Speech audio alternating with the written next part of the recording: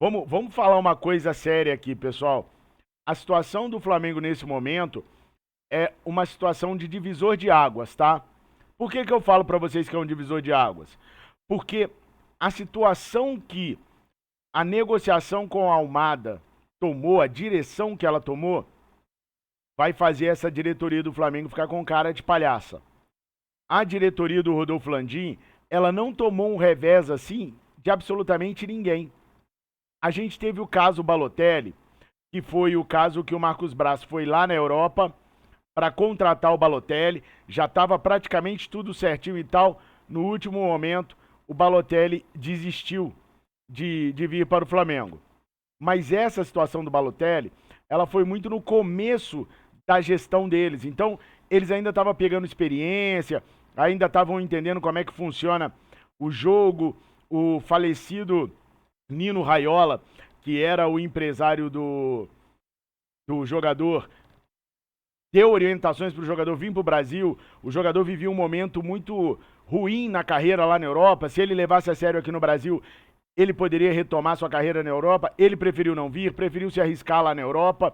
Deu tudo errado na carreira do Balotelli. A gente sabe que ele foi ficando cada vez para clubes menores. E hoje eu nem sei por onde anda Balotelli, se é que ele anda por algum lugar ainda. Um italiano muito bom de bola. E esse foi o grande revés que o Flamengo teve na gestão Rodolfo Landim. Eu não considero nem a questão do Luiz Henrique um revés, mesmo o Marcos Braz tendo passado 15 dias lá na Europa, porque era uma negociação muito difícil, já sabia-se que era difícil, e o John Textor hackeou a negociação, né? O John Textor entra no Botafogo e usou do seguinte argumento: vem pro Botafogo que em 6 meses eu te boto na Europa. Pagou uma fortuna com a promessa de em 6 meses ele estar na Europa. Então, esse hack do John Textor ganhou da contratação, da tentativa de contratação do Flamengo do Marcos Braz. O Flamengo nunca tem esses hacks, nunca tem esses dispositivos. Só que tem um detalhe: dessa vez nós temos o dinheiro, nós temos a organização, nós temos a experiência. Eu vou postar um vídeo no Resenha Rubro Negra logo depois que terminar a nossa live. E nesse vídeo, se vocês puderem assistir e se inscreverem lá no Resenha Rubro Negra também, o BAP vai falar que a formação que ele tem, que as formações profissionais que ele foi conseguindo ao longo da vida, elas servem exatamente para aquilo que o Flamengo precisa. Então ele falou da experiência dele com televisão, falou da experiência dele na área de finanças, ele foi colocando na mesa um monte de experiências. E essa experiência é o que a gente está cobrando. Porque se chegar agora e os caras falarem que não tem a chegada do Thiago Almada, vai ficar muito feio pro Flamengo, cara. Vai ficar feio demais. O ano abriu com o BAP falando em 1 bilhão para contratações.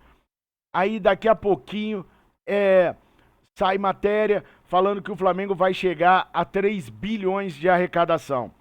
Aí o Bato vem domingo para falar do busto do Arrascaeta e mete lá que o Almada vai ser anunciado, dando a entender até que ele seria anunciado domingo agora. Aí, sabe, o Boto vai à Argentina e volta de lá sem saber o que esperar do Thiago Almada. A Libertadores da América encerra a sua janela agora, sexta-feira, depois de amanhã. E é muito difícil que a gente tenha um único reforço para jogar as oitavas de final. E vou falar uma coisa para vocês: o Almada não está impactando só na vinda dele para o Flamengo, não. Ele está impactando no Luiz Henrique. Se o Flamengo desistir do Almada agora, o Flamengo compra o Luiz Henrique com 1 semana. Sabe por quê? Porque no caso do Luiz Henrique, ele quer vir para o Flamengo. Então, se o Flamengo falar assim, não quer mais o Almada, o Flamengo vai lá e contrata o Luiz Henrique sem muitos problemas. O grande problema de desistir do Almada para ir no Luiz Henrique é que eu tô falando com vocês desde sempre. São 2 jogadores de posições completamente diferentes. O Luiz Henrique, se chega no Flamengo, ele vai disputar a posição com Plata, ele vai disputar a posição com Luiz Araújo, ele vai disputar a posição com quem cair pelo lado direito. Ou, do lado esquerdo, ele pode disputar a posição com o Samuel Lino, ele pode disputar a posição com o Bruno Henrique, ele pode disputar a posição com o Everton Cebolinha. Por quê? Porque ele é um jogador de canto, ele é um jogador de lado. Ele pode jogar de centroavante? Pode, não é a dele. Ele é tipo o Bruno Henrique. Se precisar que vai de centroavante, ele vai, mas não é a dele. Ele não vai jogar de centroavante como um centroavante de ofício jogaria. Então ele não pode ser esse coringa no ataque. Não pode servir como desculpa o seguinte, não, a gente não trouxe a Almada, mas a gente trouxe o plano B, que é o Luiz Henrique. O Luiz Henrique não pode ser plano B ao Almada, porque são funções e posições completamente diferentes.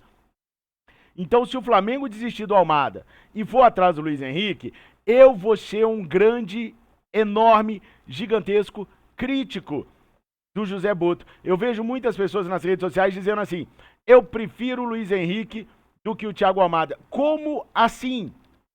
Já deram uma olhada para o nosso time? Nós precisamos de alguém para jogar no meio campo, nós não temos. O Arrascaeta, ano passado, com o Felipe Luiz, já não jogou de meio armador. Ele jogou de segundo homem de ataque. O Flamengo jogou num 4-2-4. Com o Leonardo Jardim, a gente tá jogando mais ou menos num 4-3-3. Como que vai encaixar o Arrascaeta ali? Num 4-4-2? Quem vai armar? O Samuel Lino vai continuar sendo sacrificado para armar a equipe? Isso vai acontecer até a hora que o Samuel Lino não conseguir armar o jogo.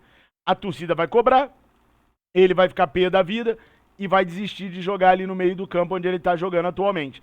Então a gente precisa de um cara ali no meio. E esse cara não é o Luiz Henrique. E como eu estava falando para vocês, o Almada está impedindo não só o Luiz Henrique, mas outras contratações também.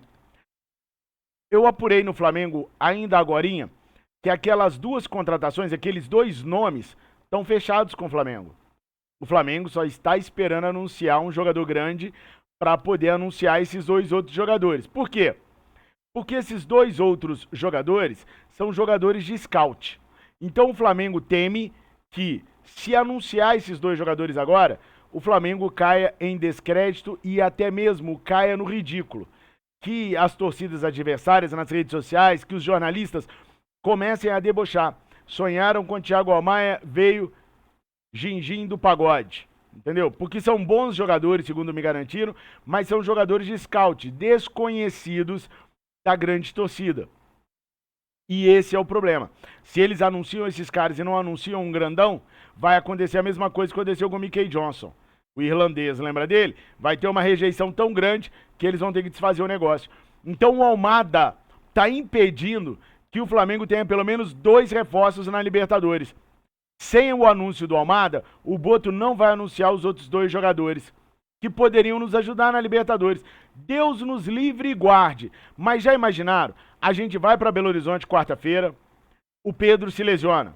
Ou que não seja uma lesão grandona, mas que ele se lesione no jogo. E vai ficar bem pro jogo de quarta-feira, só supondo. Nós não temos ninguém para botar no lugar do Pedro. Sabe quem vai entrar? O Alacian. Periga, nem o Lohan tá aí. Então a questão do Thiago Almada, para mim, ela já tá passando do suportável. E eu não ligo de vir aqui, de trazer as informações para vocês sem problemas. O que eu digo, ela tá passando do suportável para aquilo que o Flamengo quer durante o ano. Nós vamos deixar de contratar 2 jogadores, ainda que de scout, 2 reforços não virão, porque a gente tá nessa ladainha com o Thiago Almada. Tem gente que tá falando para tentar o André do Wolves, é uma boa, mas vai cair no mesmo problema do Thiago Almada, que é um jogador que quer ficar na Europa, e o André não joga na mesma posição do Thiago Almada, o André joga na mesma posição do Lucas Paquetá, do Jorginho, não do Almada. O Maicon, que tava para rescindir o contrato lá, eu tô lendo aqui o Jailton Brito, né? Então já respondi do André do Wolves. O Maicon, que tava lá no Al Hilal, se não me falha a memória, tava para rescindir o contrato com o Al Hilal, mas pelo que eu vi, já tem um montão de clube atrás dele, ele já tá mais ou menos certo para ficar na Europa em outro clube. Já viram o valor do salário do Maicon? É o jogador brasileiro mais bem pago, fora o Vinícius Júnior hoje, fora do Brasil.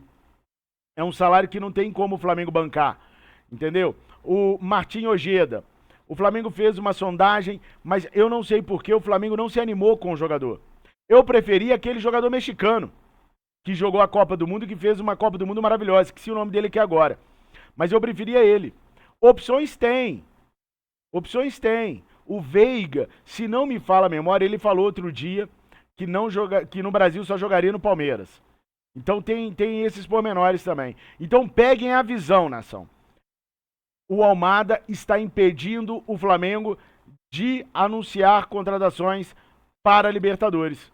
Vocês acham isso certo?